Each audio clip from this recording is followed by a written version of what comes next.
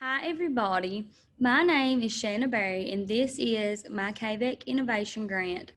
So, the first thing that I want to do is kind of just tell you a little bit about myself. I am a first year teacher at Leatherwood Elementary School, part of the kinder crew.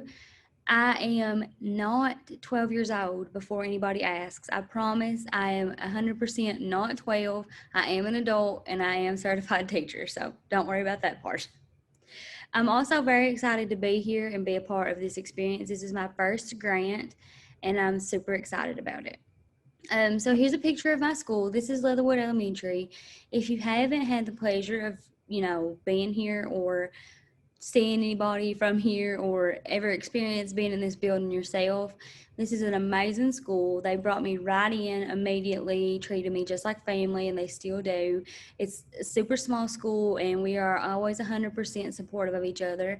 And you can always contact me here, but we can discuss that later on. This is my school, and we're all decorated for fall. We're ready to go. But this is Leatherwood Elementary. So, as I mentioned at Leatherwood, I teach kindergarten, and my current situation is kind of a hybrid. So, what we're trying to go for here is in person kids and NTI kids. And let me just be honest, this is super difficult. So, I only have 8 kids total. Thank goodness that's what's actually, I think, saving me from a breakdown. So, I have 2 in person kids at this moment and 6 students who are on NTI. So Mondays, they've given us to just have NTI all day so that we can plan and get ready for the entire week. So when it's straight NTI, I have 6 out of 8 kids participating. I know that I should be thankful for this with such small numbers, but I really wanted it to be 8 out of 8. And the situation with one student is that she doesn't have any internet service at the moment, so that's why she struggles with the participation during NTI. But with another student that I have, there's other situations that have just prevented him from really truly participating as the year has gone on. However, I am thankful to say that with the hybrid, I do have 7 out of 8 students participating daily. And again, the one who doesn't participate is that one student who just has a lot going on right now. So, being from a small area and working with a small area, I have set a lot of high goals for the kids in my class. And this year, my students, they're at such a disadvantage that it's just unbelievable to me. The deck is 100% stacked against them, and I'm here to kind of be the pusher and push them to be better. So, most of my students didn't have the opportunity to attend preschool. I think 2 of mine did, which out of 8 is a decent number, but I would really like to have a group where everybody attended preschool just to compare the difference. But the situation with that is, and if you know Leatherwood area, you will understand what I'm saying. So the only preschool that's available to them is through Viper. Okay, well, that is quite a distance for parents to either drive or allow their small children to go on a bus for. So a lot of them felt uncomfortable with it, and they opted to just not do preschool at all. So that is why my students are not at that advantage of having the preschool experience. So, according to the Brigance, 72.7% of my students are below average in academic and cognitive development. When I seen this statistic, I was shocked. I just could not believe. And then I realized, that these students are not going to kindergarten, are not going to preschool, and they don't get this experience. So then that number made sense to me, but still, 72.7%. That's just unbelievable to me. Also, according to the Brigance, 45.5% are below average in language development. Now, that's still a big number. That's a little under half, and that's still a lot, especially when you think of a classroom with only 8 students. I mean, just imagine having your 8 students here and 3 or 4 having the ability, to say, oh, I am above average in language development, or 2 to say that they are average or above average in academic and cognitive development. I mean, it's just, when you realistically think about it, that's 4 to 6 lives that are dramatically changed because they don't have that ability to attend preschool. So the research question that I focused on for this grant is this: will the use of at-home manipulatives have a positive effect and benefit on students during the COVID-19 pandemic? And from there, Kinder Kits were born. Now, Kinder Kits took a lot of time to develop. I spoke with a lot of colleagues, a lot of veteran teachers, and then we had Kinder Kits. So what are Kinder Kits exactly? So inside of a Kinder Kit, you're going to get the same manipulatives that you would get if we were in class having our center time. Now, for those of you who don't know, centers are where we go around the room to different workstations and work on different activities at each station. And there's also a teacher station where they'll work with me in a one-on-one setting. So the things and the manipulatives in these kits will address reading, writing, math, science, and social studies. So I'm able to find things that are going to have all these subjects tied into one and send these home to my kiddos.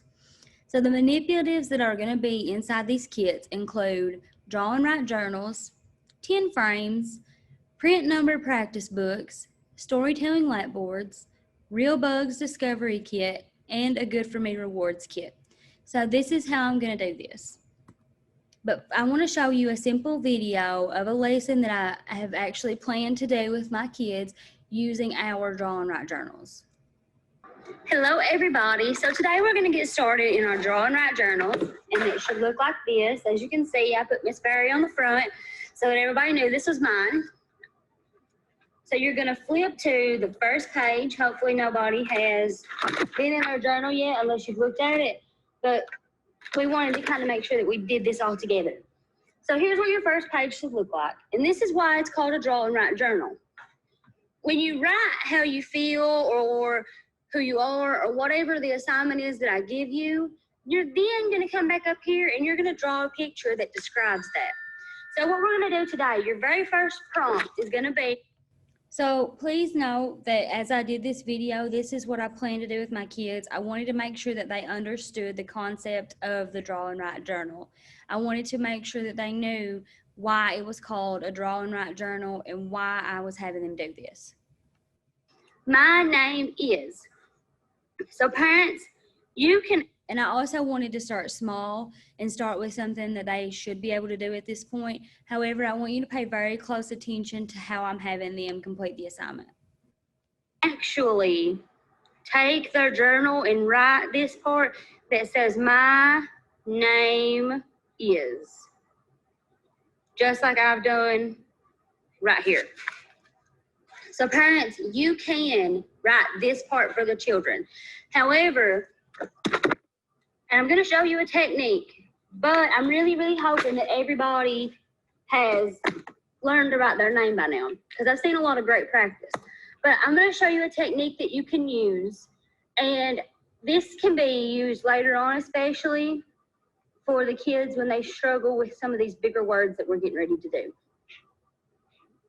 So all you're going to do is you are going to take a highlighter.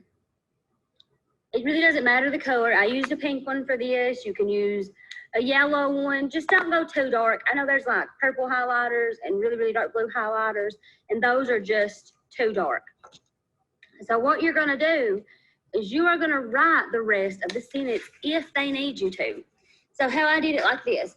Parents are going to write. Okay. So what I did was I had the parents and I instructed them, as you've seen, that they could complete the my name is. However, I really wanted to see the students' ability to write their own name and that their practice in doing so was being completed.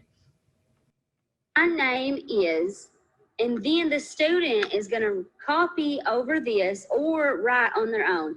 And as you can, however, it is still at the point that I have possible students who will not be able to write their name because we're still working on their letters. And that is okay because they are still working on those letters and they're still working on the formation of their name. And I'm fine with having the parents just at this point write the name and have the students use their pencil to fill the rest in. Yeah, I put a sentence stopper on there as well. So this is how we're going to do journal entries for the first little bit. And then after that, I'm going to expect the students to do all of it on their own. So writing all of this on their own and being able to fill in on their own. So students at certain points will be expected to be able to complete sentences and fill in their answers on their own. Okay, so what we have here now is a second video in which I'm giving our second journal entry to the students. Good morning, everybody. So we're going to do our second journal entry today. So I need you to flip to your next clean page like this. And our journal entry for today is going to be how you feel. So just to introduce students to the journals and exactly what we'll be doing with those, I just wanted to start off with small prompts such as my name is and I feel, because those are something that students don't get a lot of.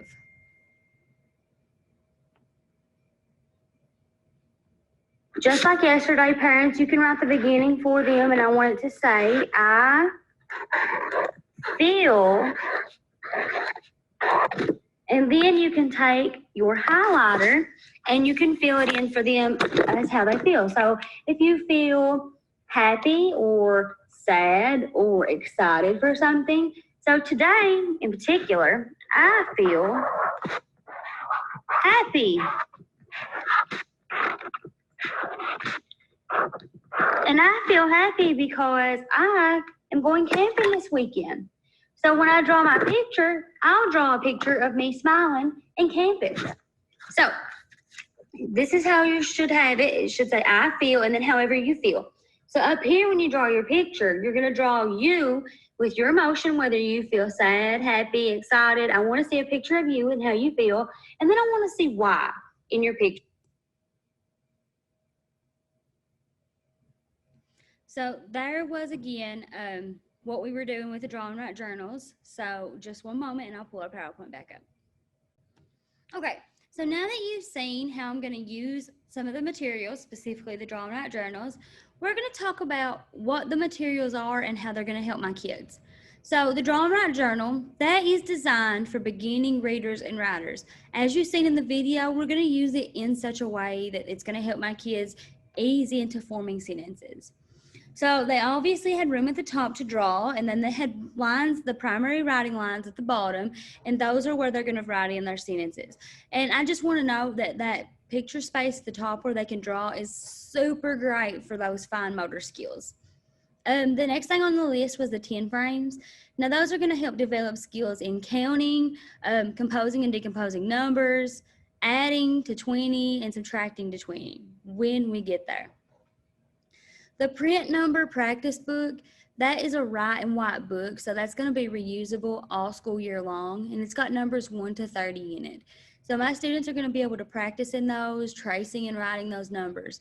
Now, some students have difficulty with forming those numbers, and this book is going to be super, super great for showing them how to do that. Then we have storytelling lap boards, and those are just going to bring our stories to life in kindergarten. It's going to help with language and vocabulary and the order of events. So we're going to focus on those specific things as I use those. The next thing is the Real Bugs Discovery Kit. It has 12 amazing bugs to work with. All of the bugs are permanently encased in indestructible acrylic.